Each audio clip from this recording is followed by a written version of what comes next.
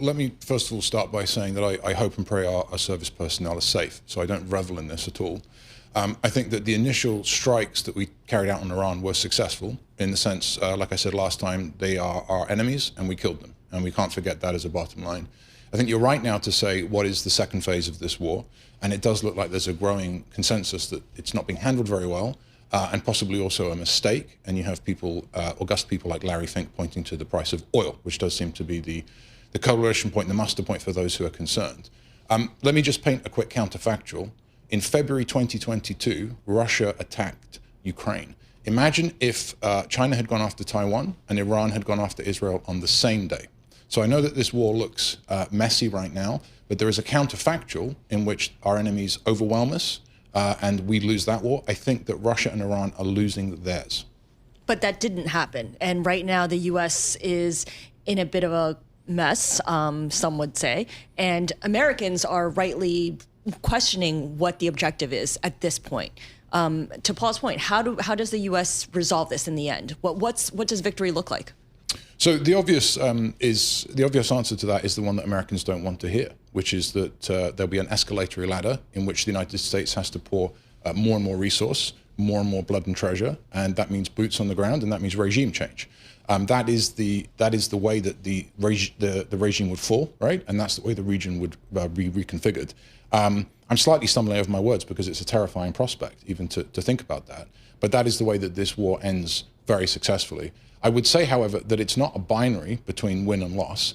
If the United States and Israel have degraded the power of the Iranian regime, they're not as powerful a player in a future confrontation that is a general war scenario.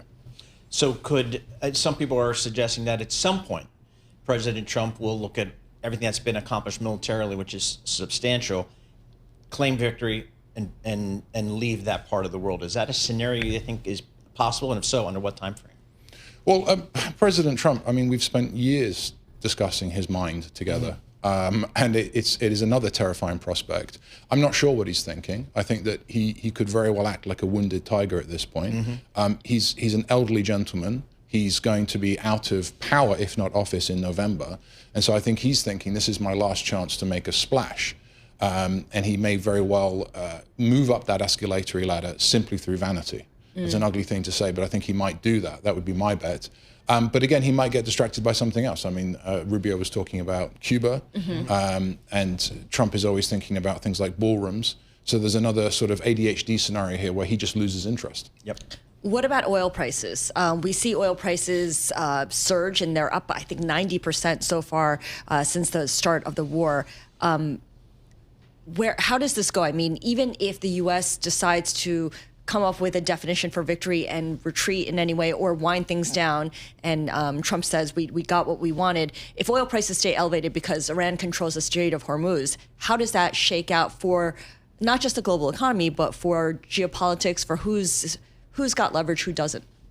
Bad for the economy. JP Morgan just released an excellent report, which is kind of like a doomsday scenario if oil goes anywhere near 150, 180.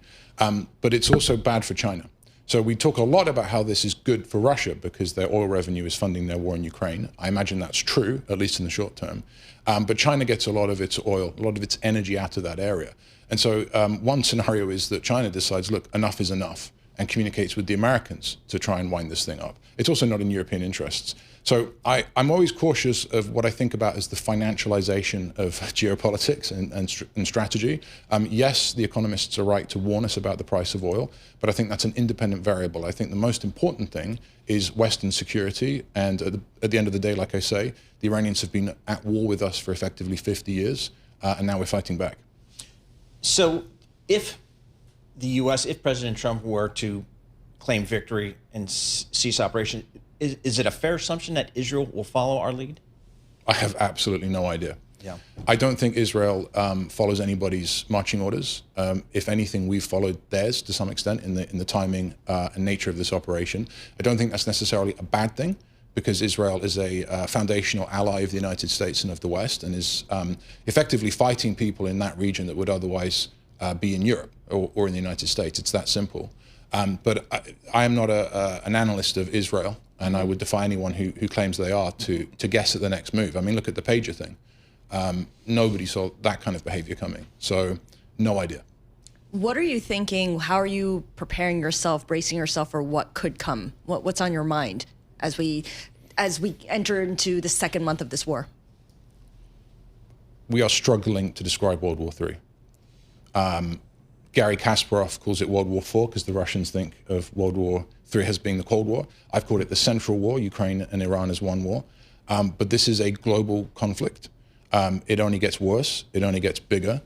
And that's why, with that very zoomed out lens, I look at what's going on in Iran and think, on balance, this is the thing to do. Again, I repeat myself, if we had waited, if we had just sat in that boiling water like a frog and waited for a much more coordinated attack through these three powers, we could have been overwhelmed, our morale could have been broken. All credit to the president. I'm a massive critic of his, but he is crazy enough to see a bad guy and do something about it.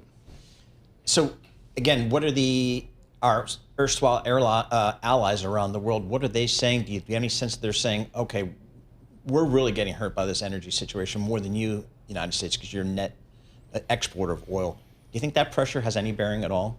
I don't think that the president is subject to any pressure of any kind, but the Germans are seriously rearming, and they're talking about a war with Russia in the near future.